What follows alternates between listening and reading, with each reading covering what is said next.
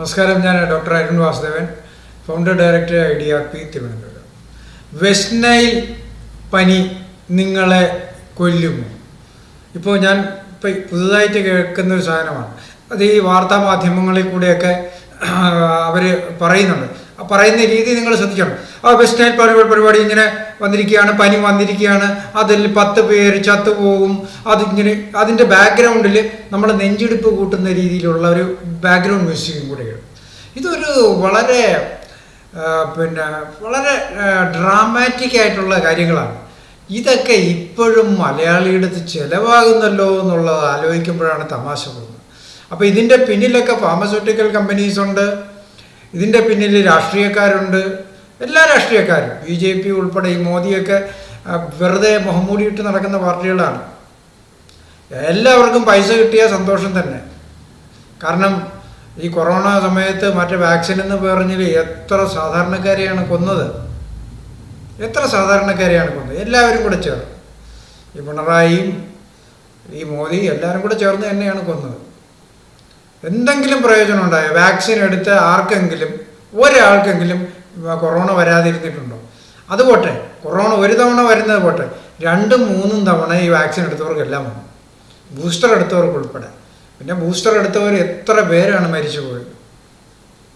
ഇപ്പോഴും ഈ pharmaceutical companies, ഇത് ഇവിടെയുള്ള കമ്പനികളല്ല, അമേരിക്കയിലും മറ്റ് വിദേശ രാജ്യങ്ങളിലുള്ള കമ്പനികൾ, ഇവർ ഈ രാഷ്ട്രീയ നേതാക്കളെ വിദേശ രാജ്യങ്ങളിൽ വെച്ച് കാണുകയും ഡീൽ ഉറപ്പിക്കുകയും ചെയ്യുന്നു. എന്നിട്ട് ഇവിടെ ഈ മാധ്യമ പിമ്പുകളെ കൊണ്ട് ഇതേപോലെ ഡ്രാമ കളിപ്പിക്കും. അത് കണ്ട് ചാടാനായിട്ട് ഇവിടെ കുറേ മലയാളികൾ. കഷ്ടം തന്നെ. നിങ്ങൾ ഇനിയെങ്കിലും ചിന്തിക്കുക, ഏത് പനിയും പ്രതിരോധിക്കാനുള്ള ശേഷി നമ്മുടെ ശരീരത്തിനുണ്ട്. കാരണം ഓരോ വൈറസും അല്ലെങ്കിൽ ഓരോ ബാക്ടീരിയയും ഓരോ പ്രോട്ടോസോവ എന്തോ ആയിക്കൊള്ളട്ടെ, ഇതെല്ലാം അതിൻ്റെ ഒരു സ്റ്റേജ് കഴിഞ്ഞ് അടുത്ത സ്റ്റേജിലേക്ക് പോകുമ്പോൾ പുതിയ ജനറേഷൻ വരുമ്പോൾ അത് മ്യൂട്ടേഷൻസ് നടക്കും. അപ്പോൾ മ്യൂട്ടേഷൻ നടന്ന ആ പുതിയ ജനറേഷൻ എന്ന് പറയുന്നത് പുതിയ പ്രത്യേകതരം പുതിയ ഫിസിക്കൽ ക്വാളിറ്റീസൊക്കെ ഉള്ളതായിരിക്കും. അതുണ്ടാക്കുന്ന അസുഖങ്ങൾ വേറെ തരത്തിലുള്ള സിംറ്റംസ് ആയിരിക്കും. അപ്പോൾ അതിന് പഴയ മരുന്ന് ഒരിക്കലും എഫക്റ്റ് ആവില്ല. അതാണ് നമ്മൾ കണ്ടുവരുന്നത്. അത് ബാക്ടീരിയ ആണെങ്കിലും ശരി, വൈറസ് ആണെങ്കിലും എല്ലാം ശരിയാണ്. അപ്പം ഇതൊക്കെ സത്യങ്ങളാണ്. നമ്മുടെ ഈ ഫിംഗർ ടിപ്സിൽ ഇതൊക്കെ നമുക്ക് അറിയാൻ പറ്റും. ഗൂഗിളിൽ സെർച്ച് ചെയ്തതിനെക്കുറിച്ച് എല്ലാ ഡീറ്റെയിൽസും ഉണ്ട്. ഒതൻറ്റിക്കേറ്റഡ് ആയിട്ടുള്ള നമ്മളുടെ ഈ അക്കാഡമിക് ആർട്ടിക്കിൾസ് ഉണ്ട്. അല്ലാതെ ഈ മരുന്ന് കമ്പനികൾ ഉണ്ടാക്കി വിടുന്ന ആർട്ടിക്കിൾസ് ഉണ്ട്, അത് ശരിയാവണമെന്നില്ല. അല്ലാതെ അക്കാഡമിക് സൈറ്റുകളിൽ പോയി ഒതൻറ്റിക് ആയിട്ടുള്ള ആർട്ടിക്കിൾസ് ഉണ്ട്. ശാസ്ത്രജ്ഞന്മാർ ശരിയായ രീതിയിൽ നടത്തിയ ഗവേഷണങ്ങളുടെ ഫലങ്ങൾ, റിപ്പോർട്ടുകൾ ഇട്ടിട്ടുണ്ട്. അപ്പം അത് നോക്കി മനസ്സിലാക്കാൻ ത്രാണിയുള്ള മലയാളികളാണ് നമ്മളൊക്കെ. എല്ലാവർക്കും വിദ്യാഭ്യാസമുണ്ട്, വിവരമുണ്ട്. പക്ഷെ എന്തുകൊണ്ടോ ഈ രാഷ്ട്രീയക്കാർ ഇവരും ഡ്രാമ കളിക്കുമ്പോൾ അതിൻ്റെ പിന്നാലെ മുണ്ടവും ചുറ്റിക്കെട്ടി ചാടാൻ ഈ പറഞ്ഞ സകല എണ്ണത്തിനും വിദ്യാഭ്യാസം ഉണ്ടെന്ന് പറഞ്ഞിട്ട് ഒരു കാര്യമില്ല. 10ാം ക്ലാസ് തോറ്റവൻ മുതൽ ഈ IAS എടുത്തെന്ന് പറയുന്ന, അല്ലെങ്കിൽ ഈ ഡോക്ടേഴ്സ് MBBS എടുത്തോ, BHMS ആണോ, അതല്ല ഇനി വക്കീൽ പണി പഠിച്ചവനാണോ, എല്ലാവരും ഒരേ മുഖത്ത് കെട്ടാവുന്ന കാളകൾക്ക് തുല്യമാണ്.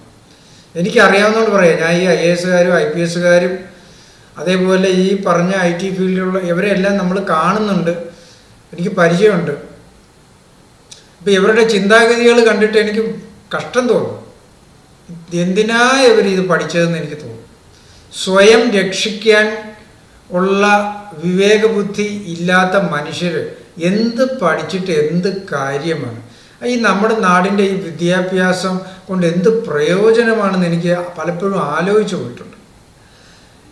ഈ കൊറോണ വാക്സിൻ ഞാനോ എൻ്റെ കുടുംബമോ എടുത്തിട്ടില്ല, എൻ്റെ ഭാര്യയോ മക്കളോ ഒന്നും എടുത്തിട്ടില്ല. നമുക്ക് കൊറോണ വന്നു ഒരു പ്രാവശ്യം, അത് കഴിഞ്ഞ് വേറെയും ചില പനികളൊക്കെ വന്നു.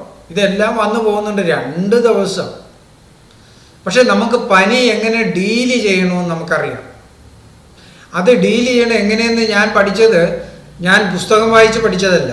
എൻ്റെ പഴയ തലമുറകളിൽ നിന്ന് പകർന്നു കിട്ടിയ അറിവ് ഞാൻ സ്വീകരിക്കാൻ തയ്യാറായി. അതെൻ്റെ ജീവിതത്തിൽ ഞാൻ വീണ്ടും പകർത്താൻ തയ്യാറായത് കൊണ്ടാണ് എനിക്കറിയാവുന്നത്. ഇപ്പോൾ കഴിഞ്ഞ ദിവസം കണ്ടില്ലേ, ഒരു കുട്ടി UK പോകാനായിട്ട് പോകുന്ന വഴിക്ക് മറ്റേതോ നമ്മുടെ പൂവ്, അരളിപ്പൂവ് അങ്ങോട്ട് പറിച്ച് കഴിച്ച് ചത്തുപോയി. അപ്പോൾ അരളിപ്പൂ വിഷമാണെന്ന് ആർക്കാണ് അറിഞ്ഞൂടാത്തത്? പക്ഷേ അതാണ് ഈ ജനറേഷൻ ഗ്യാപ്പ് എന്ന് പറയുന്നത്. അതായത് നമ്മൾ നേരത്തെ 2-3 തലമുറ മുമ്പുള്ള ആളുകൾക്ക് ഇതൊക്കെ അറിയാം. ഏതൊക്കെ ചെടികളാണ് വിഷമുള്ളത്, ഏതൊക്കെ കായ്കളാണ് കഴിക്കാൻ പറ്റുന്നത്, ഇതെല്ലാം വ്യക്തമായി അറിയാവുന്ന ഒരു തലമുറ ഉണ്ടായിരുന്നു നമുക്ക്. അപ്പോൾ അവരും ഇപ്പോഴത്തെ പുതിയ തലമുറ അവർ അപരിഷ്കൃതരായി പോയി.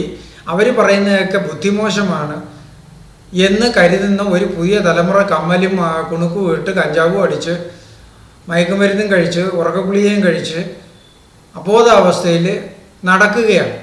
അപ്പോൾ ഈ പറയുന്ന ജനത, അതായത് 99% വരുന്ന ഈ ജനതയെ പറ്റിക്കാനായിട്ട് ഈ ആട്ടിൻതോലിട്ട ചെന്നായ്ക്കൾ എന്ന് പറയുന്ന ഈ രാഷ്ട്രീയക്കാർ അവർ വന്ന് ഓരോ ആട്ടം കാണിക്കുന്നു.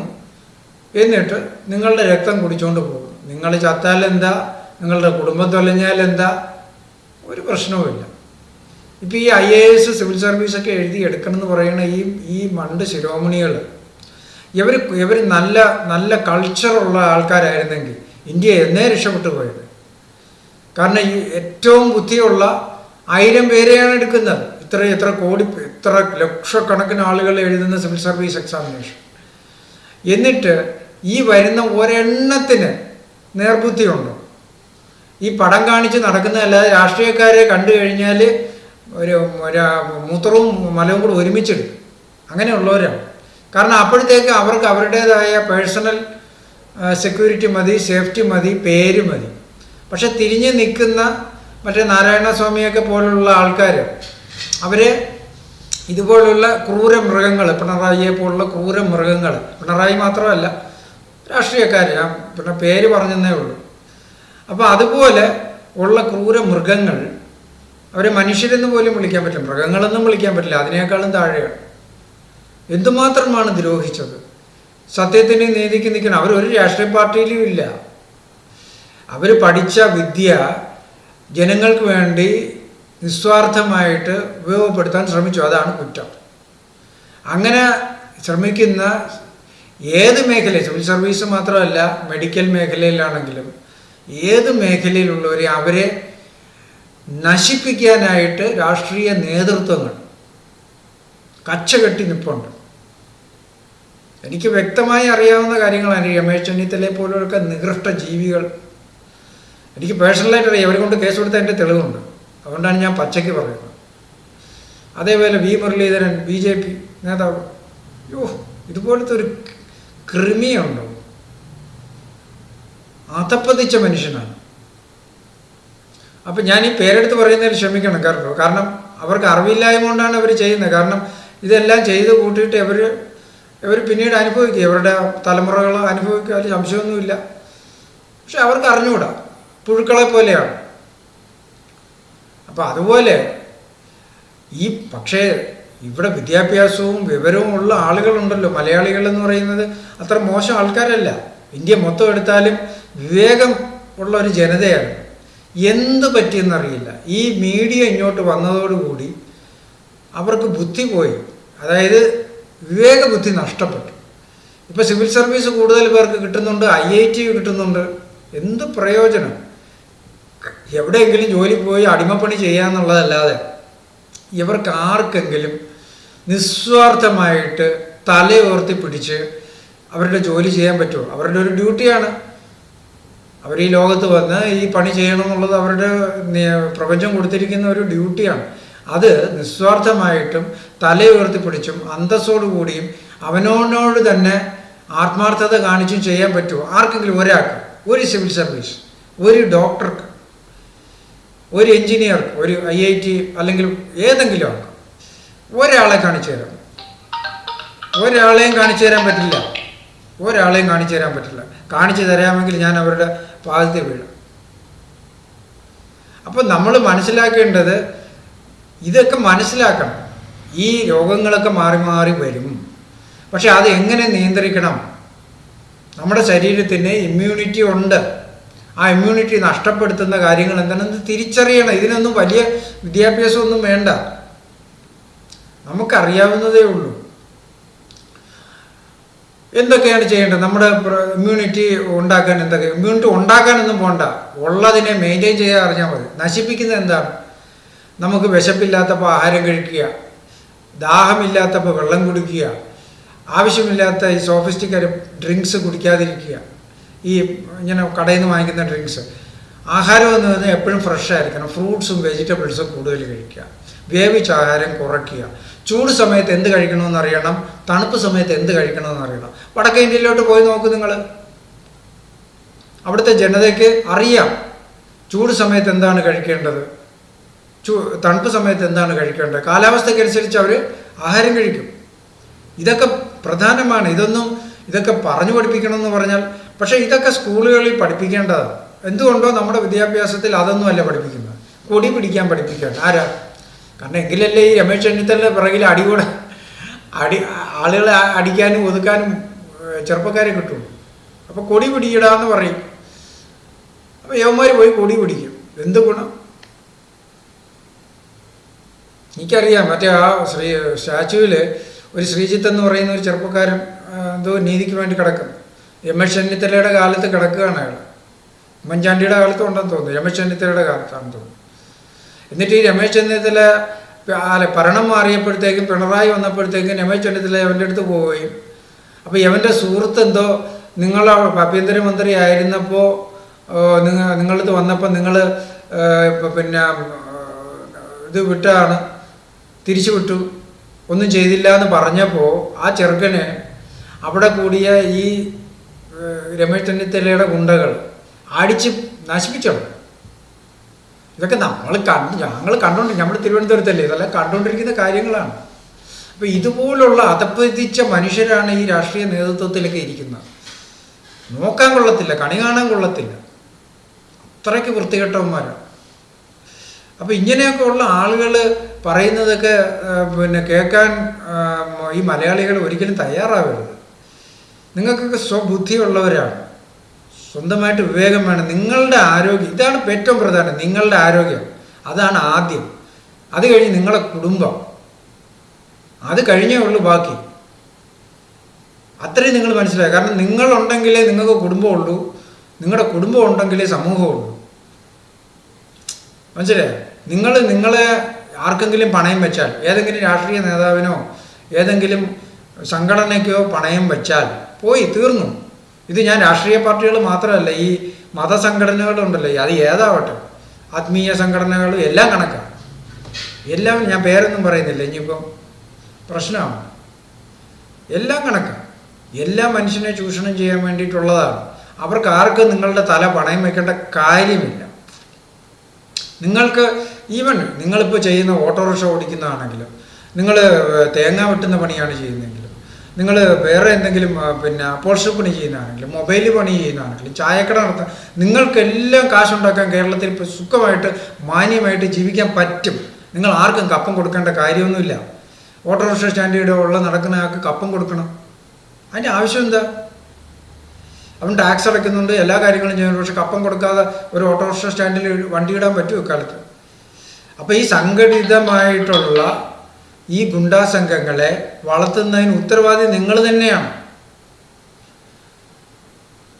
അപ്പോൾ അതിനുള്ള ആർജവം നിങ്ങൾ കാണിച്ചേ പറ്റുള്ളൂ. ആദ്യം ഒരു എതിർപ്പൊക്കെ വരും, പക്ഷേ നിങ്ങൾ അതിനുള്ള ആർജവം കാണിച്ചില്ലെങ്കിൽ നിങ്ങളെ ആദ്യം അടിമയാക്കും, നിങ്ങളുടെ കുടുംബത്തെ അടിമയാക്കും. മനസ്സിലായോ? നിങ്ങളെ അവർ വിറ്റ് തിന്നും. എനിക്കറിയാം, യു പിയിൽ പണ്ട്, ഇപ്പോഴല്ല, പണ്ട് ഒരു ഐ എ എസ്കാരന് വീട്ടിൽ ഒരു MLA വന്നു. എന്നിട്ട് ഈ IASകാരൻ ഇടയ്ക്ക് പത്രത്തിലൊക്കെ വന്നതാണ്, വളരെ ഇങ്ങനെ കുമ്പിട്ട് കുനിഞ്ഞൊക്കെ നിൽക്കുക. സിവിൽ സർവീസ് എഴുതി പഠിച്ചവനാണ്, പാസ്സായവനാണ്. അവനെ കണ്ടു കഴിഞ്ഞാൽ അവനെ ഒരു ചവിട്ട് കൊടുത്ത് ഒരു ചണക്കുഴി ഇടാൻ തോന്നും. എന്തെങ്കിലും ഒരു കോൺഫിഡൻസോ ഒരു സെൽഫ് റെസ്പെക്റ്റോ ഇല്ലാത്ത മനുഷ്യൻ. എന്നിട്ട് അയാളുടെ മുമ്പിൽ കുമ്പിട്ട് നിൽക്കുക. എന്നിട്ട് എന്തായി? അവസാനം ഇയാൾ ഓഫീസിൽ നിർത്തിയിട്ട് MLA ഇയാളുടെ വീട്ടിൽ കയറി ഭാര്യയും ഭാര്യയുടെ അനിയത്തിയൊക്കെ പീഡിപ്പിക്കാൻ തുടങ്ങും. ഇയാളിത് അറിയുന്നുണ്ട്, കാരണം വീട്ടിൽ വരുമ്പോൾ ഭാര്യ പറയുന്നുണ്ട്. പക്ഷേ ഇയാൾക്കൊന്നും ചെയ്യാനൊക്കില്ല. ഇയാളെ മുമ്പിലിട്ട് പിടി. പണ്ട് നമ്മൾ ഈ വിധേയൻ എന്ന് പറഞ്ഞ മമ്മൂട്ടി അഭിനയിച്ച സിനിമയുണ്ടല്ലോ, അതുപോലുള്ള പട്ടേലന്മാരാണ് ഇന്നത്തെ ഈ രാഷ്ട്രീയ നേതൃത്വങ്ങൾ. ഈ പട്ടേലന്മാരെ നമ്മൾ വച്ചുകൊണ്ടിരിക്കാൻ പാടില്ല. ഈ പട്ടേലന്മാരെ നമ്മൾ ഒരു വിധത്തിൽ നമ്മൾ വച്ചുകൊണ്ടിരിക്കാൻ പാടില്ല. യൗവന്മാരെ ഈ സ്ഥലത്തു നിന്ന് മാറ്റി ഓടിക്കണം. അതിന് ആർജവമുണ്ട് ഈ മലയാളിക്ക്. അതിനുള്ള വിവേക ബുദ്ധി ഉദിച്ചാൽ മാത്രം മതി. ഇത്രയുമായിട്ടും, അതായത് കൊന്നു തള്ളിയിട്ട് പോലും ഇപ്പോഴും ബോധം വരുന്നില്ല.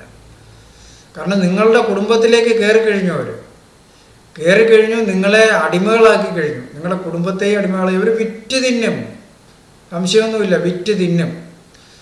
പ്രത്യേകിച്ച് എനിക്ക് പറയാനുള്ളത് സിവിൽ സർവീസ് ഉദ്യോഗസ്ഥരോടും വലിയ ഉയർന്ന ഉദ്യോഗസ്ഥരോടും. നിങ്ങളുടെ കുടുംബത്തെ ആയിരിക്കും ആദ്യം അവർ നശിപ്പിക്കുന്നത്, അതിനുശേഷമേ താഴോട്ട് വരുള്ളൂ. ഇത് എനിക്ക് ഒരുപാട് കേസുകൾ അറിയാം. ഞാൻ ചുമ്മാ പറയുന്നതല്ല, വേണമെങ്കിൽ തെളിവ് തരാം. ഏത് കോടതിയിൽ വേണമെങ്കിലും തെളിവ് തരാം. ഇഷ്ടം പോലെ തെളിവുകൾ എൻ്റെ അടുത്തുണ്ട്. ഞാൻ ഈ പൊതുരംഗത്ത് അതുപോലെ ഒത്തിരി ആളുകളുമായിട്ട് ബന്ധപ്പെട്ട് നിൽക്കുന്ന ഒരാളായതുകൊണ്ട് എനിക്കറിയാം. എനിക്ക് തെളിവുകൾ എടുക്കാൻ വളരെ ഈസിയാണ്. ഈ പറയുന്നതിൽ ഒരു കഴഞ്ചെങ്കിലും കള്ളത്തരം ഉണ്ടെങ്കിൽ എനിക്ക് പ്രൂവ് ചെയ്യാൻ പറ്റും. അതുകൊണ്ടാണ് ഞാൻ വ്യക്തമായി പേരുകൾ എടുത്ത് പറഞ്ഞത്. അപ്പോൾ അതുകൊണ്ട് നിങ്ങൾ ശ്രദ്ധിക്കേണ്ട ഒരു കാര്യം, ഈ പനി എന്ന് പറഞ്ഞ് ബഹളം വയ്ക്കാൻ വരുന്നവനെ ഒന്നുകിൽ ആ ചാനൽ നിങ്ങൾ കട്ട് ചെയ്യുക, ഇങ്ങനെ ബഹളം വയ്ക്കുന്നവരെ ബഹിഷ്കരിക്കുക. എന്നിട്ട് ചുമ്മാ ഇരുന്നാൽ പോരാ, നിങ്ങൾ അറിയാൻ വേണം എന്താണ് ചെയ്യേണ്ടത്, നിങ്ങളുടെ ആരോഗ്യം സംരക്ഷിക്കാൻ എന്താണ് ചെയ്യേണ്ടത് എന്ന് നിങ്ങൾ അറിയണം. അതിന് നിങ്ങളുടെ റൂട്ടിലോട്ട് പോയാൽ നിങ്ങൾ വേറെ ആരും ഒന്നും പോകണ്ട. നിങ്ങളുടെ കുടുംബത്തിൻ്റെ ഇപ്പോഴത്തെ കഴിഞ്ഞ ഗ്രാൻഡ് പേരൻസ് അല്ല, അതിനു മുമ്പത്തെ ഗ്രാൻഡ് പേരൻസ് പറഞ്ഞ കാര്യങ്ങൾ. ഇപ്പോഴത്തെ അമ്മമ്മമാർക്കൊക്കെ ചാനലിലുള്ള കഥയെ അറിയാം. അവർ ഫുൾ ടൈം TV മുമ്പിലാണ്, വേറൊന്നും അവർക്ക് അറിയത്തില്ല, പാവങ്ങളാണ്. അവർക്ക് ഈ പറഞ്ഞ പോലെ പിന്നെ ഭാര്യ ഭർത്താവിനെ വഞ്ചിക്കുന്നതും ഭർത്താവ് ഭാര്യയെ വഞ്ചിക്കുന്നതും അല്ലെന്നുണ്ടെങ്കിൽ ഫ്രോഡ് കാണിക്കുന്നതും കള്ളത്തരം കാണിക്കുന്നതും ചതിയും വഞ്ചനയും ഇത് മാത്രമേ അറിയാവൂ. വേറെ നേരായ കാര്യങ്ങളൊന്നും ഈ നാട്ടിൽ നടക്കുന്ന കാര്യങ്ങളൊന്നും അവർക്കറിയത്തില്ല. നമ്മുടെ കഷ്ടം അത്രയും പറയാൻ പറ്റും. അപ്പോൾ അവരിൽ നിന്നും ഞങ്ങളുടെ പുതിയ തലമുറയ്ക്ക് ഒന്നും കിട്ടുന്നില്ല. അതുകൊണ്ടാണ് ഇപ്പോഴത്തെ പുതിയ തലമുറ 10ാം ക്ലാസ് കഴിയുമ്പോഴേ എങ്ങനെയെങ്കിലും ഈ രാജ്യത്ത് നിന്ന് രക്ഷപ്പെടുന്നത്, നാട്ടിൽ നിന്ന് രക്ഷപ്പെടുന്നത്. കാരണം കേരളത്തിൽ നിന്നിട്ട് ഒരു കാര്യവുമില്ല, ഒരു വ്യവസായവും ഇല്ല. ഒരു നല്ല ഇച്ചിരി പഠിച്ച ഒരു ഡിഗ്രി എടുത്തു കഴിഞ്ഞാൽ അവന് നല്ല ജോലി കിട്ടുന്നില്ല, അല്ലേ? എവിടെ പോകും? ഫ്ലൈറ്റുകളില്ല. അപ്പം അത് കാരണം കമ്പനികൾ വർക്ക് ചെയ്യുന്നില്ല. ഇപ്പം തിരുവനന്തപുരം എയർപോർട്ടിൽ ഒന്നും ഫ്ലൈറ്റുകളേ ഇല്ല. ഇവിടെ നിന്ന് ഡൽഹി പോകണമെങ്കിൽ 4 ഫ്ലൈറ്റ് പിടിക്കും. എല്ലായിടത്തും ഇന്ത്യയിൽ എവിടെ പോകണമെങ്കിൽ 4 ഫ്ലൈറ്റ് പിടിക്കും. അല്ലാതെ ഡയറക്റ്റ് ഫ്ലൈറ്റ്സ് ഒന്നും വേണ്ടതൊന്നുമില്ല. കാരണം എന്താ? കാരണം ഇവിടെ ഡെവലപ്മെൻ്റ് ഇല്ല. അത് തന്നെ കാര്യം. എന്നാൽ വടക്കൻ കേരളത്തിൽ പിന്നും കുറച്ച് ഡെവലപ്മെൻ്റ് ഉണ്ട്. അവിടെ കുറച്ച് ബിസിനസ്സും കാര്യങ്ങളും ഒക്കെ നടക്കണം. ഈ മുസ്ലിംസ് കൂടുതൽ ഉള്ള പ്രദേശങ്ങളാണല്ലോ. അപ്പോൾ അവരെ ഈ രാഷ്ട്രീയക്കാർക്ക് പേടിയാണ്. അവർ വോട്ട് ബാങ്കാണ്. അതുകൊണ്ട് അവരെ കുറ്റം പറയുകയല്ല. അവരങ്ങനെ നിൽക്കണോണ്ട് അവർക്കെങ്കിലും ജീവിച്ചു പോകാൻ പറ്റുന്നുണ്ട്. അവിടെ അവർക്ക് ഡെവലപ്മെൻ്റ് ഉണ്ട്. അവിടെ നാട്ടിൽ ചെന്ന് നോക്കും, മലപ്പുറം ആ ഭാഗങ്ങളിലൊക്കെ നല്ല ഡെവലപ്മെൻറ്റ്സാണ്. കുറ്റമല്ല, അത് നല്ല കാര്യം തന്നെയാണ്. കാരണം അവർ ചെയ്യുന്നുണ്ടല്ലോ. അവർക്ക് വികസനം വരുമ്പോൾ അവർ സാമ്പത്തികമായി മെച്ചപ്പെട്ട് നിൽക്കുമ്പോൾ അത് പിന്നെ കള്ളക്കടത്ത് നടത്തി എന്ന് പറഞ്ഞ് ആക്ഷേപിക്കാൻ എളുപ്പമാണ്. അങ്ങനെയൊന്നുമല്ല. എനിക്കറിയാവുന്ന ഇഷ്ടംപോലെ പേരുണ്ട് എൻ്റെ സുഹൃത്തുക്കൾ. നല്ല രീതിയിൽ കച്ചവടം നടത്തിയിട്ട് തന്നെയാണ്. അവർക്ക് കൂടുതൽ ആരോഗ്യത്തെക്കുറിച്ച് ബോധവുമുണ്ട്. വടക്കൻ കേരളം ആ ഭാഗത്ത് അവർ ഈ കൂടുതൽ മരുന്ന് കഴിക്കാറില്ല. അവർ ഈ ആശുപത്രികളിലും അധികം പോകാറില്ല. അവർ ഈ രാഷ്ട്രീയക്കാർ പറയുന്നതൊന്നും അത്ര കേൾക്കാറേ ഇല്ല. അവർക്കറിയാം അവരുടെ ശരീരത്തിന് അതിനുള്ള കഴിവ് എന്താണെന്ന് അവർക്കറിയാം. അതിൻ്റെ ഇമ്മ്യൂണിറ്റി നിലനിർത്താനുള്ള കാര്യങ്ങൾ അവർ ചെയ്യും. ഇപ്പോൾ പിണറായി കുറേ വിരട്ടാനൊക്കെ നോക്കി അവർ ഈ കൊറോണ സമയത്ത്. പക്ഷെ അവർ വീണൊന്നുമില്ല. മിക്കവരും രജിസ്റ്റർ ചെയ്തു, പിന്നെ വാക്സിനൊന്നും എടുത്തില്ല. അതുകൊണ്ട് അവർ രക്ഷപ്പെട്ടു ആ ജനത. എനിക്കറിയാം ഒരുപാട് കേസുകളുണ്ട്. കാരണം എൻ്റെ ഒരുപാട് സുഹൃത്തുക്കൾ അവിടെ മെഡിക്കൽ കോളേജുകളിലും മറ്റുമൊക്കെ ആയിട്ട് വർക്ക് ചെയ്യുന്നുണ്ട്. അതുകൊണ്ട് എനിക്കറിയാം.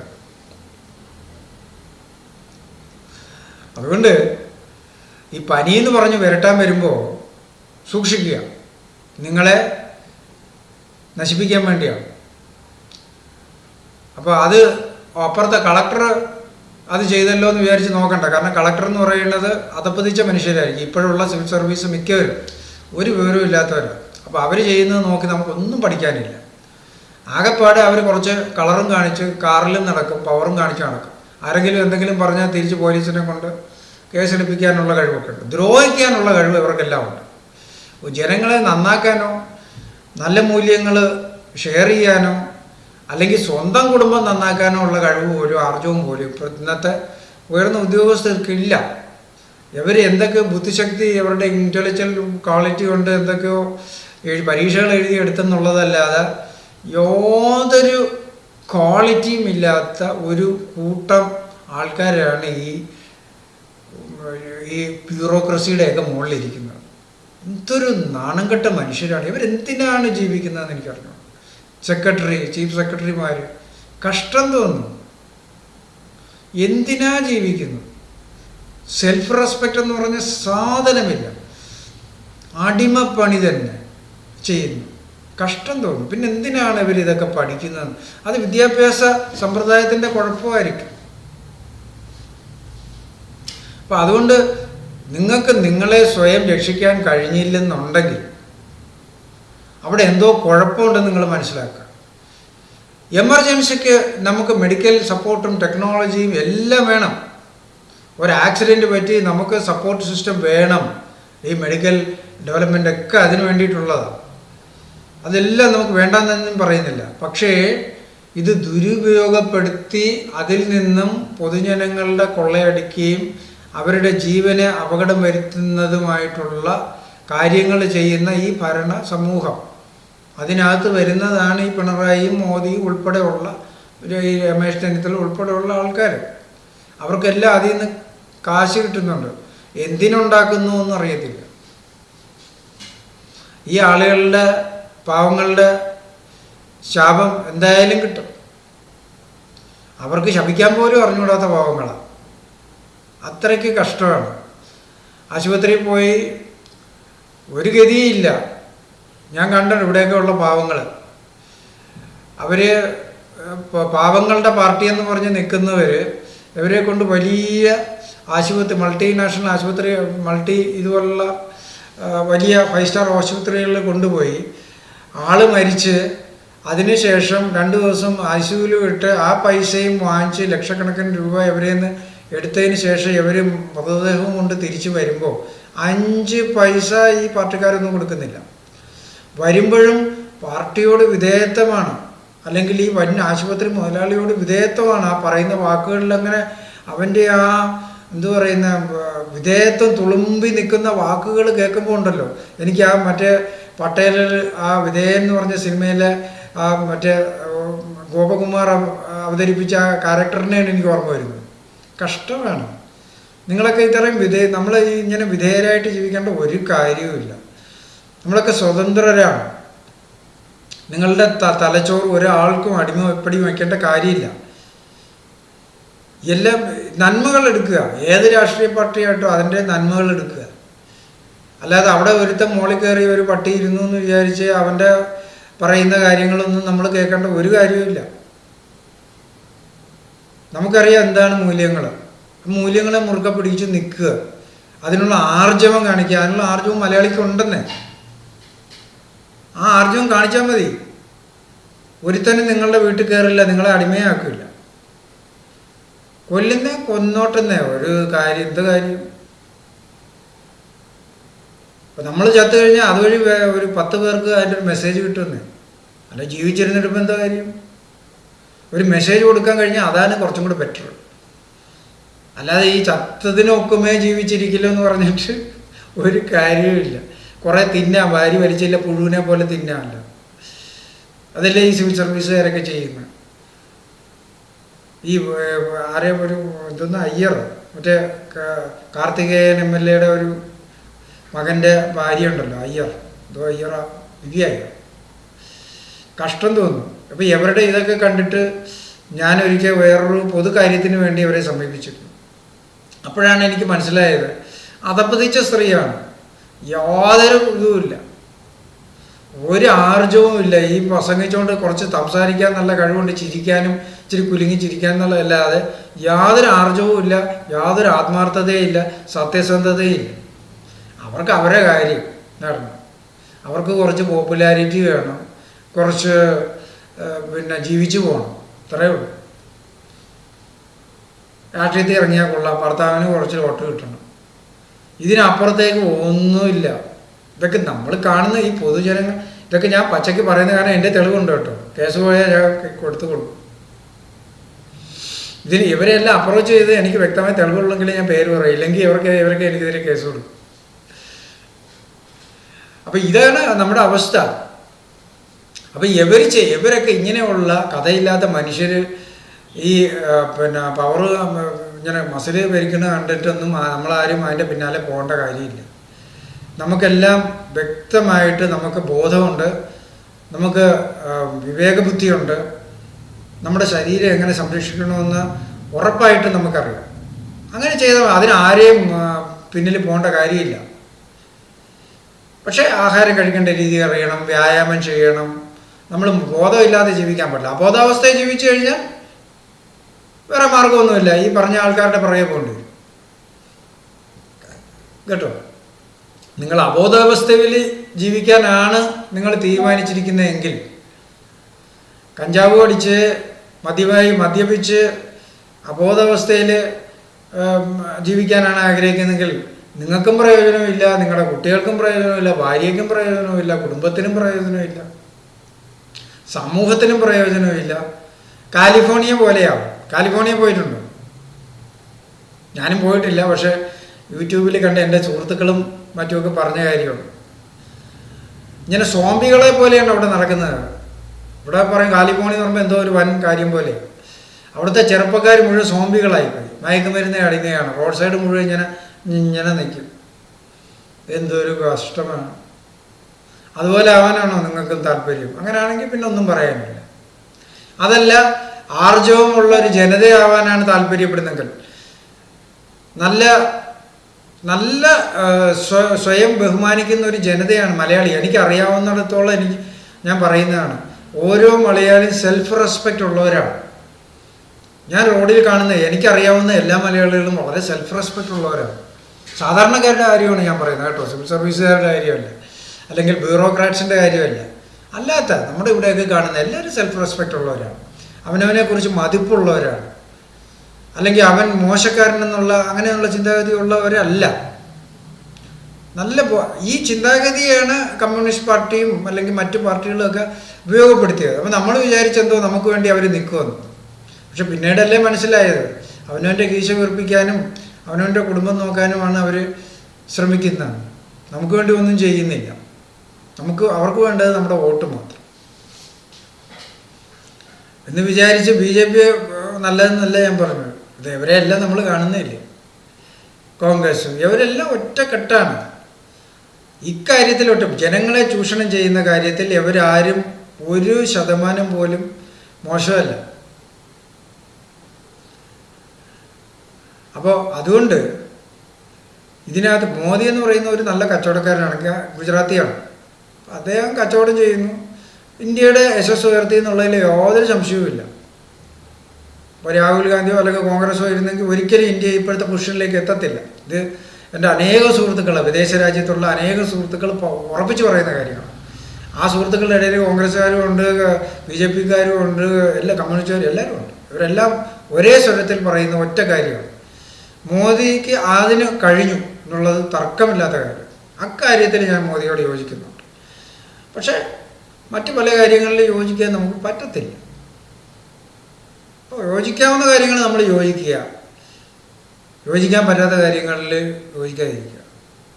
ഇപ്പോൾ പിണറായി വിജയൻ ചെയ്യുന്ന കാര്യങ്ങളിൽ യോജിക്കാൻ പറ്റുന്ന ഒരുപാട് കാര്യങ്ങൾ മുമ്പുണ്ടായിരുന്നു, പക്ഷേ ഇപ്പോൾ ഒന്നുമില്ല, ഒരെണ്ണം പോലുമില്ല. എൻ്റെ മക്കൾക്ക് കാണിച്ചു കൊടുക്കാൻ ഒന്നുമില്ല, അല്ലെങ്കിൽ എൻ്റെ കുട്ടികൾക്ക് കാണിച്ചു കൊടുക്കാനായിട്ട് നീ പിണറായി വിജയനെ പോലെ ആവുമെന്ന് പറയാൻ പറ്റും? ഒരു കമ്മ്യൂണിസ്റ്റ് പാർട്ടി നേതാവിൻ്റെ, ഒരു കമ്മ്യൂണിസ്റ്റ് വിശ്വസിക്കുന്ന ഒരാൾക്ക് എൻ്റെ മക്കൾ, അവരുടെ മക്കളുടെ അടുത്ത് നിങ്ങൾ പിണറായി വിജയനെ പോലെ ആവണമെന്ന് ഒരാൾക്ക് പറയാൻ പറ്റും?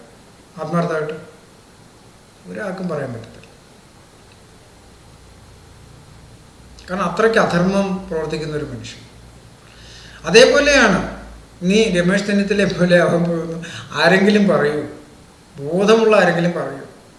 വി മുരളീധരനെ പോലെ ആവണമെന്ന് ആരെങ്കിലും പറയൂ? കെ മുരളീധരനെ പോലെ ആവണമെന്ന് ആരെങ്കിലും പറയൂ? ബോധമുള്ള ഏതെങ്കിലും അച്ഛനമ്മമാർ പറയൂ? ഒരിക്കലും ഇല്ല, എനിക്ക് തോന്നുന്നില്ല. അപ്പോൾ അതേപോലെ ഇതുപോലുള്ള ദുഷ്ടജന്മങ്ങൾ, ഈ ജന്മങ്ങളെ നോക്കി നമ്മൾ നിൽക്കാതെ, സമയം കളയാതെ, അവർ ചെയ്തു കൂട്ടുന്ന അധർമ്മങ്ങൾക്ക് നോക്കി അതിൻ്റെ കഥയും പറഞ്ഞ് എണ്ണി ഇരിക്കാതെ നമ്മൾ സ്വയം തിരിഞ്ഞു നോക്കുക. നമുക്ക് എന്തൊക്കെ ചെയ്യാൻ കഴിയും?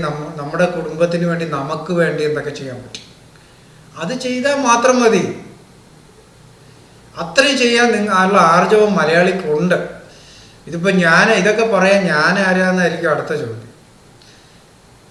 നിങ്ങൾ എന്നെ നോക്കണ്ട. ഇങ്ങനൊരു ശബ്ദം കേട്ടു, അത്രയും മാത്രം കരുതിയാൽ മതി. ഇങ്ങനൊരു ശബ്ദം നിങ്ങൾ കേട്ടു, ഇത് നിങ്ങൾ സ്വയം ചിന്തിക്കുക. തള്ളാനുള്ളതാണെങ്കിൽ തള്ളുക, കൊള്ളാനുള്ള അതിനകത്ത് എന്തെങ്കിലും ഉണ്ടെങ്കിൽ കൊള്ളുക. അത് നിങ്ങൾക്ക് മാത്രമേ, എനിക്ക് ഒരു പ്രയോജനവും ഇല്ല. 5 പൈസയുടെ ഗുണം എനിക്ക് കിട്ടത്തില്ല.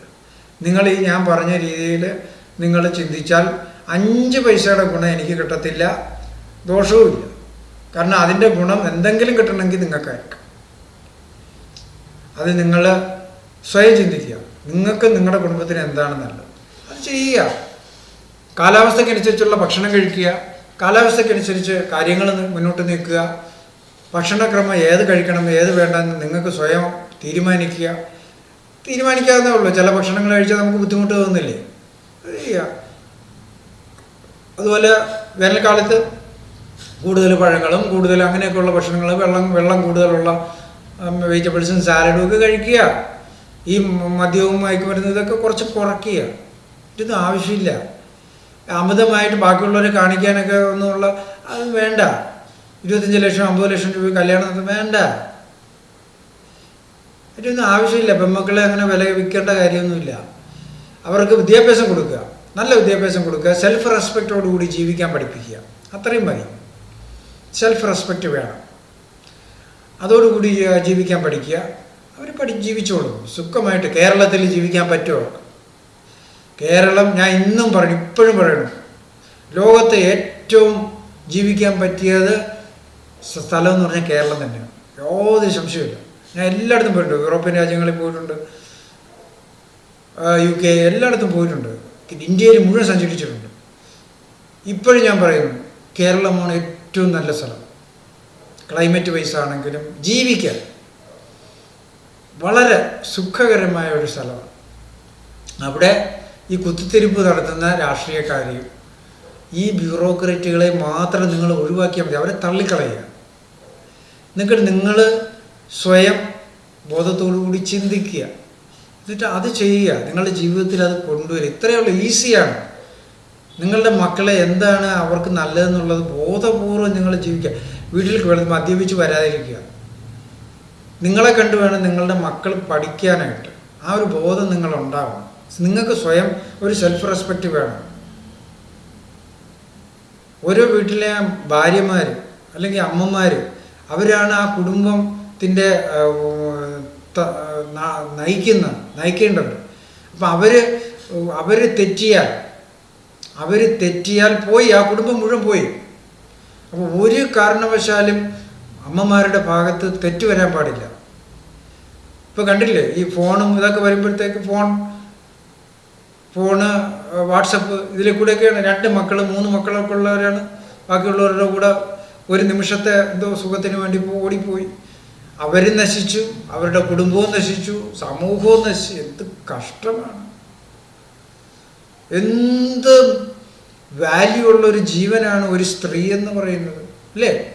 ഒരു പുരുഷൻ പോലും സ്ത്രീയിൽ നിന്നല്ലേ ഉണ്ടാവുന്നത്. അപ്പം എന്ത് പവർഫുൾ ബീയിങ് ആണ് ഒരു സ്ത്രീ എന്ന് പറയുന്നത്. ഒരു അമ്മ എന്തൊരു പവർഫുള്ളാണ്. അവരല്ലേ ഈ ഈ ഈ കുടുംബം നയിക്കേണ്ടത്, അവരാണ് ഈ സമൂഹം നയിക്കേണ്ടത്. ഇപ്പം അവർക്ക് സെൽഫ് റെസ്പെക്റ്റ് വേണം. അവരെ ഇങ്ങനെ ഈ കറുത്ത ചാക്കിനകത്തൊന്നും ഇടേണ്ട ഒരു കാര്യവുമില്ല. എത്രയും മുസ്ലിം കുടുംബങ്ങൾ എനിക്കറിയാം, എന്തൊരു എലഗൻ്റാണ് അവർ. നല്ല രീതിയിൽ വസ്ത്രമൊക്കെ ധരിച്ച് സുന്ദരികളും സുന്ദരന്മാരുമാണ്. അവരൊക്കെ വഴിതെറ്റിട്ടുണ്ടോ? എനിക്കറിയാം. എന്ത് സുന്ദരൻ മുസ്ലിം ചെറുപ്പക്കാർ, അവർ ആരും വഴിതെറ്റണമെന്നില്ല. നല്ല അന്തസ്സായിട്ട് ജീവിക്കുന്നുണ്ട്.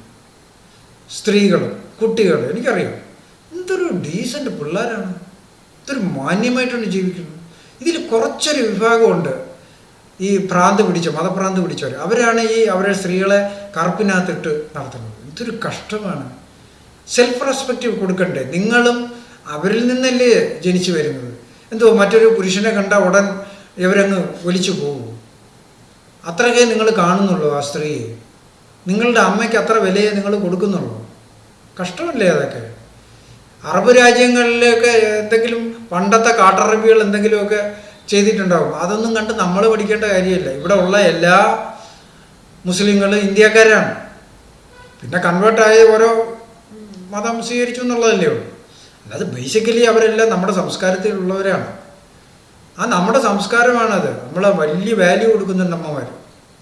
ഈവൻ അറേബ്യൻ കുടുംബങ്ങളുമായിട്ട് എനിക്ക് ബന്ധമുണ്ട്. ഞാൻ UK-യിലായിരുന്ന സമയത്ത് അറേബ്യൻ രാജകുടുംബങ്ങളുമായിട്ട് ബന്ധമുണ്ടായിരുന്നു. അവിടെ എന്തൊരു രാജകുമാരിമാർ, എന്തൊരു എലഗൻ്റാണ് അവർ. അവരാരും ഇങ്ങനെ മൂടി നടക്കണമെന്ന് ഞാൻ കണ്ടിട്ടില്ല. അവരാരും ഈ പറഞ്ഞ പോലെ ചങ്ങലയ്ക്കൊന്നും ഇടാറില്ല. വളരെ ഫ്രീ ആണ് അവിടെ. അവരാരും ആരുടെയും കൂടെ ഒളിച്ചോടി പോകണമില്ല. അവരധാർമ്മികമായിട്ട് നടക്കണമില്ല. അവരൊക്കെ അന്തസ്സായിട്ട് അവരുടെ കുടുംബം നോക്കി സുഖമായിട്ട് ജീവിക്കുന്നുണ്ട്. അവരുടെ അറബികളെയൊക്കെ അവർ നല്ല രീതിയിലാണ് വളർത്തിക്കൊണ്ടുവരുന്നത്, നല്ല രീതിയിൽ. അപ്പോൾ അതുകൊണ്ട് അങ്ങനെയൊന്നും പറയണ്ട. ഇതെല്ലാം കണ്ടിട്ട് തന്നെയാണ് ഞാൻ പറയുന്നത്. അപ്പോൾ അതുകൊണ്ട് ഇവിടെ കുറച്ച് പേര് ഈ മതസ്പർദ്ധ ഉണ്ടാക്കാൻ കുറച്ച് രാഷ്ട്രീയക്കാർ ഇറങ്ങി തിരിച്ചിട്ടുണ്ടെന്നുള്ളതല്ലാതെ ഇതിനകത്തൊന്നും വലിയ കാര്യമൊന്നുമില്ല. അല്ലാതെ ഇങ്ങനെ അത് ഞാൻ പറയുന്നത് ഇപ്പം മുസ്ലിം സമുദായം മാത്രമല്ല, എല്ലാം കണക്കാണ്. കാരണം ഓരോരുത്തർ ഈ പുരോഹിത സമൂഹം ഉണ്ടല്ലോ, ഇവർക്കെല്ലാം ബാക്കിയുള്ളവരെ അടിമകളാക്കണം. അപ്പോൾ അടിമകളാക്കാൻ വേണ്ടി അവർ കുറേ കാര്യങ്ങൾ ചെയ്യണമെന്ന് പറയും. നിങ്ങൾ ഇങ്ങനെ ഉടുപ്പിട്, ഇങ്ങനെ ഇടണം, നിങ്ങളെ തിരിച്ചറിയണം, നിങ്ങളെ ഞങ്ങൾ സംരക്ഷിക്കണം. അവരുടെ സംരക്ഷണത്തിൻ്റെ ആവശ്യം എന്താ? അല്ലെങ്കിൽ നമുക്കൊന്നും ഇവിടെ ജീവിക്കത്തില്ല. നമുക്കതിന് മലയാളിക്ക് അതിനുള്ള എല്ലാ കഴിവുമുണ്ട്. ഈ മലയാള നാട്ടിൽ ജനിച്ചിട്ടുണ്ടെങ്കിൽ അവൻ ഏത് സമൂഹം, ഏത് മതത്തിൽ ജനിച്ചാലും ശരി, ഏത് സ്ഥലത്ത് ജനിച്ചാലും ശരി, അവന് നല്ല വിവേകവുമുണ്ട്, നല്ല ബുദ്ധിയുണ്ട്, നല്ല ആർജവമുണ്ട്. അതിന് യാതൊരു സംശയമില്ല. എനിക്ക് 50 വയസ്സ് കഴിഞ്ഞു. ഞാൻ ഈ പ്രദേശത്തെല്ലാം പോയിട്ടുണ്ട്. എനിക്ക് അറിയ ആളുകൾ. അതുകൊണ്ട് ഞാൻ പറയുന്നത്, എനിക്ക് ആരെയും ഇകഴ്ത്തേം വേണ്ട പുകഴ്ത്തേം വേണ്ട, പച്ചയ്ക്ക് പറയുന്നത്. അപ്പോൾ അതുകൊണ്ട് നിങ്ങൾ മനസ്സിലാക്കേണ്ട ഒരു കാര്യം എന്താണെന്ന് വെച്ചാൽ, നിങ്ങളുടെ ആരോഗ്യം സംരക്ഷിക്കാനെന്നും പറഞ്ഞ് വരുന്നവന്മാർ ഈ കുഴലൂത്ത് നടത്തുന്നുണ്ടെങ്കിൽ അത് പേടിക്കുക, അവന്മാരെ ഒഴിവാക്കുക. നിങ്ങളുടെ കുടുംബത്തിൻ്റെ ആരോഗ്യം, നിങ്ങളുടെ വീട്ടിലെ മുതിർന്ന ആൾക്കാർ എന്ന് പറഞ്ഞാൽ ഇപ്പോഴത്തെ ഗ്രാൻഡ് പേരൻസ് അല്ല, അവർക്കൊരു ചുക്ക് പറഞ്ഞുകൂടെ, അവർ മറ്റേ TV-യുടെ മുമ്പിലാണ്. അതിനു മുന്നിലത്തെ തലമുറയ്ക്ക് നോക്കുക, അവരെന്ത് ചെയ്തിരുന്നു, പനി വന്നാൽ എന്ത് ചെയ്തിരുന്നു, അത് ചെയ്യുക, വേറെ ഒന്നും ചെയ്യണ്ട. ഈ കൂട്ടുകുടുംബങ്ങൾ ഇപ്പോഴും ഉള്ള സ്ഥലങ്ങളുണ്ട്. ഈ മറ്റേ കിറ്റക്സിൻ്റെയൊക്കെ ഞാൻ ഇങ്ങനെ TV-യിൽ കണ്ടായിരുന്നു. അവരൊക്കെ ഇപ്പോഴും കൂട്ടുകുടുംബമായിട്ട്, അങ്ങനെ കൂട്ടുകുടുംബങ്ങളായിട്ട് കഴിയുന്ന ഒരുപാട് കുടുംബങ്ങളുണ്ട്. വടക്കേ കേരളത്തിലാണ് ഏറ്റവും കൂടുതലുള്ളത്. അപ്പോൾ അവിടെയൊക്കെ കൂട്ടുകുടുംബങ്ങൾ ഇഷ്ടംപോലെ ഇപ്പോഴും വടക്കൻ കേരളത്തിലാണ്. കൂട്ടുകുടുംബം കാണണമെങ്കിൽ, അതിൻ്റെ മഹത്വം മനസ്സിലാക്കണമെങ്കിൽ വടക്കൻ കേരളത്തിലേക്ക് പോകണം. ഈ തെക്കൻ കേരളത്തിലുള്ളവരടുത്ത് പറയാനുള്ള എനിക്കുള്ള റിക്വസ്റ്റാണ്, നിങ്ങൾ വല്ലപ്പോഴും വടക്കൻ കേരളത്തിലൊക്കെ ഒന്ന് പോയി അവിടുത്തെ കൂട്ടുകുടുംബം കണ്ട് പഠിക്കുക. എങ്ങനെയാണ് അവർ ബാക്കിയുള്ളവരെ ടോളറേറ്റ് ചെയ്യുന്നത്, സ്വന്തം സഹോദരനെ അല്ലെങ്കിൽ സഹോദരിയുടെ കഴിവുകളെയും അല്ലെങ്കിൽ കുറവുകളെയും എങ്ങനെ ടോളറേറ്റ് ചെയ്യുന്നു, അല്ലെങ്കിൽ ടോളറേറ്റ് എന്നുള്ള വാക്കല്ല, അംഗീകരിക്കുന്നു. കഴിവുകളെ അംഗീകരിക്കണം, കുറവുകളെ അംഗീകരിക്കണം. എന്നിട്ട് അവർക്ക് സപ്പോർട്ടായിട്ട് നിൽക്കുക. അത് കാണാൻ പറ്റും വടക്കൻ കേരളത്തിൽ പോയി കഴിഞ്ഞു. അപ്പോൾ ഇതൊക്കെ പഠിക്കേണ്ട കാര്യങ്ങളാണ്. പിന്നെ ഈ മീഡിയ കുറേയൊക്കെ അവരെയും നശിപ്പിച്ചിട്ടുണ്ട്. കാരണം ഞാൻ ഇപ്പോൾ RCCയിലൊക്കെ മുമ്പ് പോകുമ്പോൾ ഏറ്റവും കൂടുതൽ വടക്കൻ കേരളത്തിൽ നിന്നുള്ള ആൾക്കാർ വരുന്നതാണ്, പാവങ്ങൾ. എന്താണ് കാര്യം? ഈ മീഡിയയിൽ കാണുന്ന മുഴുവൻ ഇവർ വാങ്ങിച്ചു, വാപ്പാട് വാങ്ങിച്ചു കൊടുത്തു, വാങ്ങിച്ചു എന്ന് പറഞ്ഞ് മക്കൾ കരയും, ഭാര്യയും കരയും, അമ്മമാർ. അവർക്ക് ബോധമില്ല. അവർക്ക് ബോധം നഷ്ടത്തോട് കുടുംബം തീർന്നില്ലേ? അപ്പോൾ ഈ പറയുന്ന സാധനങ്ങൾ, ഈ ബേക്കറിയുടെ സാധനങ്ങളും ഇതെല്ലാം കൂടെ വാരി വലിച്ച് തിന്നും, ക്യാൻസർ വരും. പക്ഷെ അങ്ങനെ അല്ലായിരുന്നു ആ ജനത അങ്ങനെ അല്ലായിരുന്നു. നല്ല ബോധമുള്ള ജനതയാണ്. ഇപ്പോഴും എനിക്ക് അങ്ങനെയുള്ള കുടുംബങ്ങൾ അവിടെ എനിക്ക് അറിയാം, ഉണ്ട്, കുറച്ചെങ്കിലുമൊക്കെ ഉണ്ട് അവിടെ. ഇവിടെ ഒന്നുമില്ല, തെക്കൻ കേരളത്തിൽ ഒന്നുമില്ല, മധ്യ കേരളത്തിലും ഇല്ല. മധ്യ കേരളവും പോയി, നശിച്ചു. അവിടെ എങ്ങും ആരുമില്ല. വലിയ കൊട്ടാരം കൊണ്ട് വീട് വെച്ചിട്ട് അവിടെ ഒരു കളവനും കാണും. മക്കളൊക്കെ അവിടെ പിന്നെ യൂറോപ്പിലും ലണ്ടനിലും അമേരിക്കയിലും ഒക്കെ പോയി അടിമപ്പണി ചെയ്യുക അവിടെ. എന്നിട്ട് ഫോട്ടോ എടുത്തിടും. ഏതെങ്കിലും കനാലിൻ്റെയോ അല്ലെങ്കിൽ സിറ്റിയുടെ ടവറിൻ്റെയൊക്കെ മുമ്പിൽ ചെന്ന് ഇങ്ങനെ പല്ല് വിളിച്ചുകൊണ്ട് ഫോട്ടോ എടുക്കും. അവിടെ കിടന്ന് നരയിക്കുകയാണ്. ചിലപ്പോൾ പൈസ ഉണ്ടാക്കുന്നവരില്ലെന്ന് ഞാൻ പറയില്ല, പക്ഷെ നരകമാണ്, അടിമയാണ്. ഇവിടെ രാജാവിനെ പോലെ ജീവിക്കാൻ നമ്മുടെ നാട്ടിൽ. പണ്ടൊക്കെ എൻ്റെ മോൻ അമേരിക്കയിലാന്ന് പറയുമ്പോൾ എന്തോ ഒരു ഇങ്ങനെ ഒരു നെകളിപ്പ് വരുമായിരുന്നു. ഇപ്പം ആരും വഴക്കുന്നില്ല. ഇപ്പം അവനവൻ്റെ നാട്ടിൽ അവൻ രാജാവാകാൻ നോക്കും. നിങ്ങൾക്ക് എല്ലാ രാജാക്കന്മാരാക്കാം. ഇവിടെ രാജാക്കന്മാരാവാൻ ശ്രമിച്ചവരെ മുഴുവൻ ഈ പാർട്ടിക്കാർ നശിപ്പിച്ചില്ലേ? എല്ലാ പാർട്ടിയിലുള്ള ആൾക്കാരെയാണ് പറയണം, അല്ലേ? കമ്മ്യൂണിസ്റ്റ് പാർട്ടിയിലൊക്കെ ഒരുപാട് പ്രവർത്തിച്ച് പാവം ഗൾഫിൽ പോയി ഇവിടെ വന്ന് ഒരു സംരംഭം തുടങ്ങാൻ നോക്കി. ആ തീർന്നില്ലേ? മറ്റേ ഇപ്പോഴത്തെ എന്തോ ഗോവിന്ദൻ്റെ പാർട്ടി സെക്രട്ടറി ഗോവിന്ദൻ്റെ ഭാര്യ ഒരു ചെറുപ്പക്കാരനെ കൊന്നു കളഞ്ഞില്ലേ? അയാൾ പാർട്ടിക്കാരനല്ലാത്തതുകൊണ്ടാണോ? അപ്പം അതേപോലെ പൈസ പാർട്ടിക്കാരന് പറഞ്ഞാൽ അല്ലേ, അതൊന്നും അല്ലെന്നുണ്ട്. എനിക്ക് കിട്ടേണ്ട പൈസ എനിക്ക് വേണം. ഞാൻ നേതൃത്വത്തിലിരിക്കുന്നു. അപ്പം ഇതാണ്. അപ്പം അത്രത്തോളമേ ഉള്ളൂ, അത്രത്തോളം നിലവാരമേ ഉള്ളൂ ഈ പിന്നെ എന്തോ ഇവരെ വിളിക്കേണ്ടത്. എൻ്റെ നാക്ക് കേടാവുക എന്നുള്ളതേ ഉള്ളൂ. അപ്പം ഇവറ്റകളെ ഒന്നും നമ്മൾ അടുപ്പിക്കാൻ പാടില്ല, ഒരു വിധത്തിലും അടുപ്പിക്കാൻ പാടില്ല, ഒരു റെസ്പെക്റ്റും കൊടുക്കാൻ പാടില്ല. എന്ത് രീതിയിൽ റെസ്പെക്റ്റ് കൊടുക്കും? ഒരു രീതിയിലും റെസ്പെക്റ്റ് കൊടുക്കാൻ പാടില്ല. ഇവിടെയൊക്കെ വേറെ ഉണ്ട് ആൾക്കാർ പറയാനായിട്ട്, ഒന്നും പറയുന്നില്ല. കാരണം നമ്മുടെയും കൂടെ ബന്ധുവൊക്കെയാണ്, MLA ഒക്കെയാണ്. പറഞ്ഞിട്ട് വെറുതെ. അതുകൊണ്ട് കള്ളനാ, മുഴുക്കള്ളൻ. ബന്ധു എന്ന് പറഞ്ഞിട്ട് കാര്യമില്ല, മുഴുക്കള്ളൻ.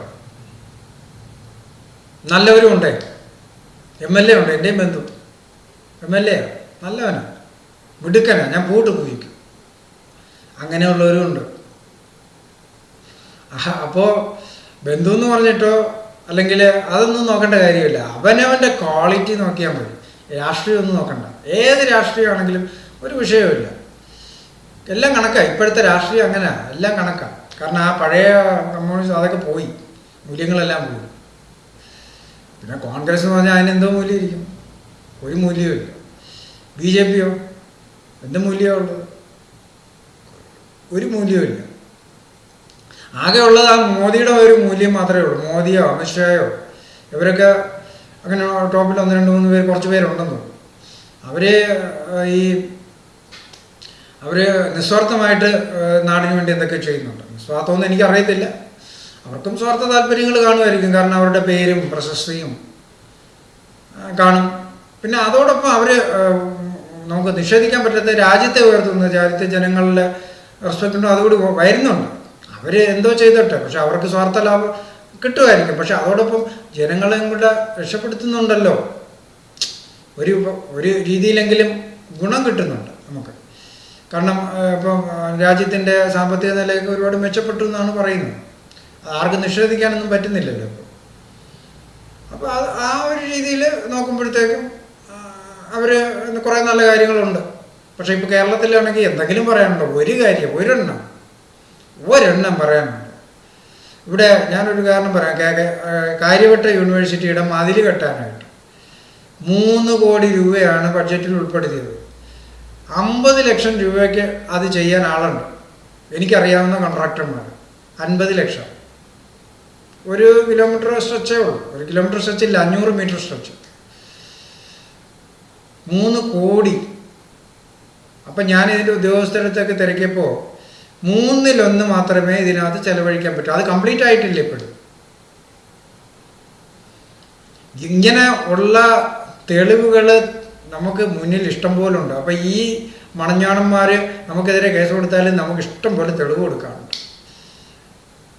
ഇതെല്ലാം വിവരാവശ്യ രേഖകൾ വഴി നമ്മുടെ കയ്യിൽ ഇരിക്കുന്നുണ്ട്. ഏത് കോടതിയിൽ വേണമെങ്കിലും കൊടുക്കും. പിന്നെ നമുക്ക് ഇച്ചിരി ഓടേണ്ടി വരും. അതൊന്നും നമ്മളൊക്കെ എന്നെപ്പോലുള്ളവർക്ക് അതൊന്നൊരു വിഷയം. കാരണം നമുക്ക് അതൊന്നൊരു അങ്ങനെയൊന്നും പേടിക്കുന്ന ഇനമല്ല. 2 കല്ലെറിഞ്ഞെന്ന് പറഞ്ഞോ അല്ലെങ്കിൽ എന്തെങ്കിലും ഉമ്മാക്കി കാണിച്ചെന്ന് പറഞ്ഞ് വരണ്ടു പോണ സമൂഹം ആ കൂട്ടത്തിൽ പെടുന്നതല്ല കേട്ടോ. അപ്പോൾ അതുകൊണ്ട് അതൊന്നും നടക്കത്തില്ല. അപ്പോൾ ഇനി എന്നെപ്പോലുള്ള ഒരുപാട് പേരുണ്ട്, ഇല്ല എന്ന് പറയുന്നില്ല. അങ്ങനെ ഒരുപാട് അധികം ഇല്ലെങ്കിലും കുറേ പേരെങ്കിലുമൊക്കെ ഉണ്ട്. അതൊരു ആശ്വാസമാണ് അല്ലേ. മണനാടനായിട്ട് ഓടിച്ചു കണ്ടില്ലേ. അയാളുള്ള സത്യം വിളിച്ച് പറഞ്ഞു. അയാൾക്ക് ചിലപ്പോൾ രാഷ്ട്രീയം കാണും, അയാൾക്ക് അയാളുടേതായ ബിസിനസ് സ്വാർത്ഥ ഇതെല്ലാം കാണില്ല, അതൊന്നും ഇല്ലയെന്ന് ഞാൻ പറയുന്നില്ല. പക്ഷേ അയാൾ സമൂഹത്തിലെ നന്മകളും തിന്മകളും ഒക്കെ വിളിച്ച് പറയുന്ന ആളുകളാണ്. അങ്ങനെയുള്ള ഒരാളെ ഇട്ട് വേട്ടപ്പട്ടിയെ പോലെ മറ്റേ അൻവർ പിണറായി കൂടെ ഇട്ട് ഓടിച്ചില്ലേ. ഇതൊക്കെ നമ്മൾ കണ്ടുകൊണ്ടിരിക്കുന്നതല്ലേ. അതൊക്കെ എങ്ങനെ അംഗീകരിക്കും? ഈ ഇപ്പം MRFനെയും മനോരമയൊക്കെ നമ്മൾ കൊച്ചുനാൾ മുതൽ അറിയുന്ന ഇവരുടെ ബിസിനസ്സുകളൊക്കെ നമുക്ക് നന്നായിട്ട് അറിയാവുന്നതായിരിക്കണം. ഇവർ പറയുന്നത് എന്താണെന്നും ഇവരിൽ ഒരുപാട് പേരെ ഞങ്ങൾക്ക് പരിചയമുള്ള ആൾക്കാർ. ഞാൻ കുറ്റം പറയില്ല, അവരവരുടെ ബിസിനസ് ചെയ്യുന്നു. അതിനപ്പുറത്തേക്ക് ഒരു വാല്യൂ അവർക്ക് കൊടുക്കണ്ട, അത്രയേ ഉള്ളൂ.